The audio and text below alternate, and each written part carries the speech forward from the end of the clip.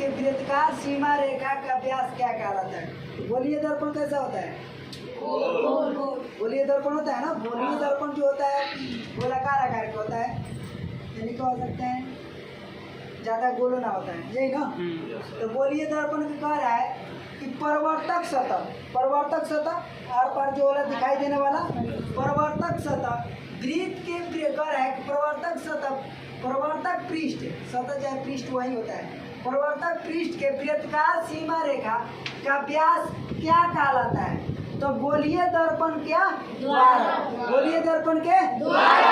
अब कहेगा गोलीय दर्पण के परिवर्तक पृष्ठ के वृत्तकार सीमा, गोलीय दर्पण के परिवर्तक पृष्ठ के वृत्तकार सीमा का व्यास क्या कहलाता है? गोलीय दर्पण का द्वारा। यहाँ ध्यान दीजिए, परिवर्तक पृष्ठ यानी कह रहा है कि परिवर्तन पृष्ठ गोलीय दर्पण रखिए, परिवर्तन पृष्ठ जो होगा आप वृत्तकार रेखा सीमा जो पार करेगा, आर पार रेखा करेगा, उसको व्यास को क्या कहेंगे? परिवर्तक गोलीय दर्पण का द्वारा। ध्यान दीजिएगा। अब कह रहा है दंत विशेषज्ञ, दंत यानी दांत विशेषज्ञ, दांत वाला जो होता है ना, दंत विशेषज्ञ किस दर्पण का प्रयोग करके मरीजों के दांतों का बड़ा प्रतिबिंब देखने के लिए करता है? देखिए बात सुनिए, पहले बात, डॉक्टर जो होता है दांत वाला डॉक्टर, जो दांत वाला डॉक्टर हो गए, तो कौन दर्पण के प्रयोग, कौन प्रतिबिंब का माने कौन दर्पण का प्रयोग करके, किस दर्पण के, यहाँ पर कह रहा है ना, किस दर्पण का प्रयोग करके वो दांत को बड़ा साइज करेगा, तब ना दिखाई देगा उसको साफ साफ है। दिखाई देने के लिए किस दर्पण का प्रयोग करेगा? कोई भी मरीज जो होगा उसको मान लीजिए इलाज करेगा, देख रेख करेगा, तो उसको बड़ा करेगा ना, तो बड़ा करने के लिए एक दर्पण का प्रयोग करता है, यानी अंदर दांत रहेगा उसको देखना है, तो जो दिखाई ना दे रहा है तो दर्पण का प्रयोग करेगा, उसको देखने के लिए कौन दर्पण का प्रयोग करेगा? अवतल दर्पण का चीज के प्रयोग करने के लिए होता है, अवतल दर्पण किस चीज प्रयोग करने के लिए होता है?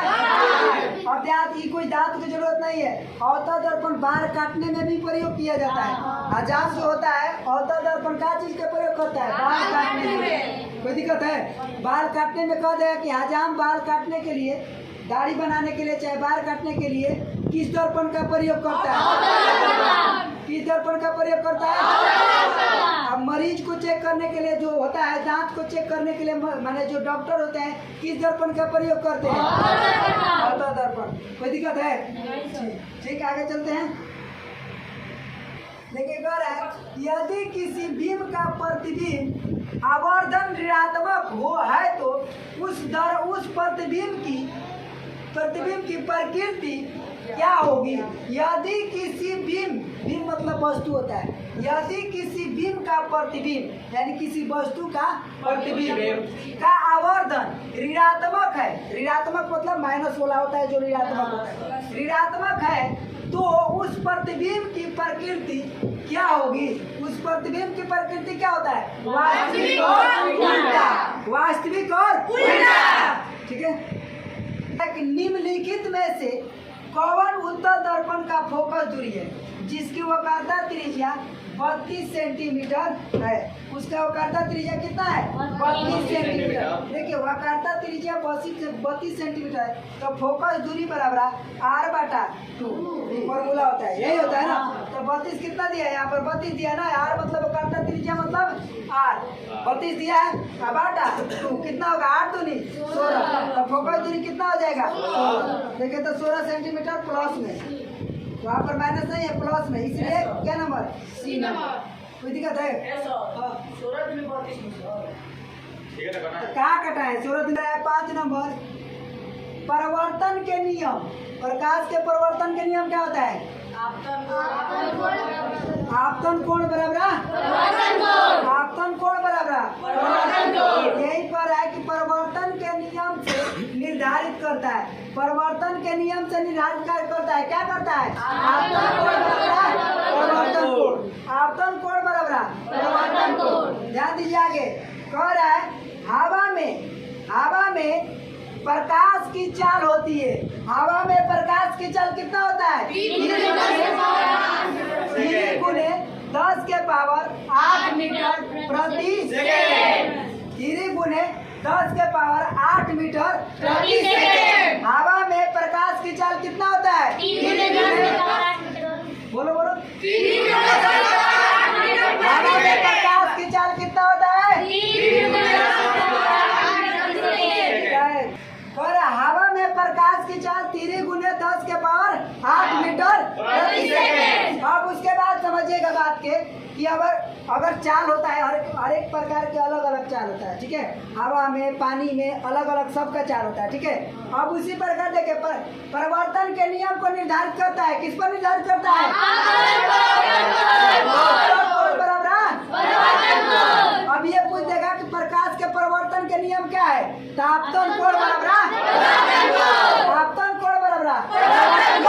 हवा में प्रकाश की चाल 3 गुने 10 के पावर 8 3 गुने 10 के पावर 8 मीटर प्रति सेकंड। मीटर प्रति सेकंड किसका चाल होता है?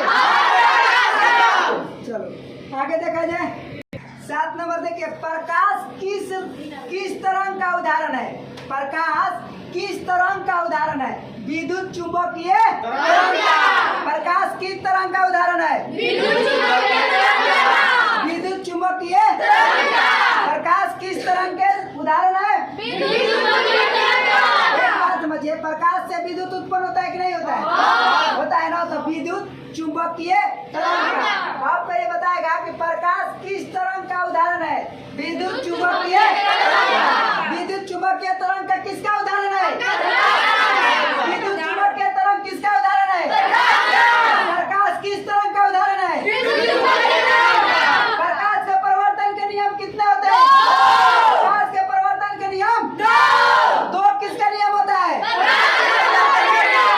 कोई दिक्कत है? आगे चलो। अब देखिए क्या कर रहा है 9 नंबर, किस दर्पण में बड़ा प्रतिबिंब बनता है? ध्यान दीजिए, इसमें देखना पड़ता है, ठीक है। एग्जाम्पल में कि कौन दर्पण में, एग्जाम्पल में देख करके कि कौन दर्पण में बड़ा प्रतिबिंब बनता है। देखिए तो समतल दर्पण में बड़ा प्रतिबिंब बनता है, और समतल दर्पण में कभी बड़ा प्रतिबिंब नहीं बनता है। अवतल दर्पण में, तले दर्पण में तो बनता है, समझ रहे हो? अवतल दर्पण में कैसा प्रतिबिंब बनता है? बाकी उत्तर दर्पण बनने ना करेगा। आगे देखिए क्या करे, गोलीय दर्पण में फोकसांतर एवं वक्रता त्रिज्या के बीच के संबंध कैसा होता है? बीच का संबंध अरे 1 बराबर r बटा, ये ना बताए थे फोकस दूरी निकालने के लिए बराबर r बटा। तो देखिए तो यही तो कर है, गोलीय दर्पण में फोकसांतर एवं वक्रता त्रिज्या के बीच का संबंध कैसा होता है? a बराबर r बटा 2 किसका होता है? फोकसांतर एवं वक्रता त्रिज्या के बीच का संबंध। कोई दिक्कत है? और देखिए किस दर्पण में बड़ा प्रतिबिंब बनता है? किस दर्पण में? किस दर्पण में कैसा प्रतिबिंब बनता है? अवतल दर्पण में कैसा प्रतिबिंब बनता है? अवतल दर्पण में कैसा प्रतिबिंब? ठीक है। गोलीय दर्पण फोकसांतर एवं वक्रता त्रिज्या के बीच के संबंध कैसा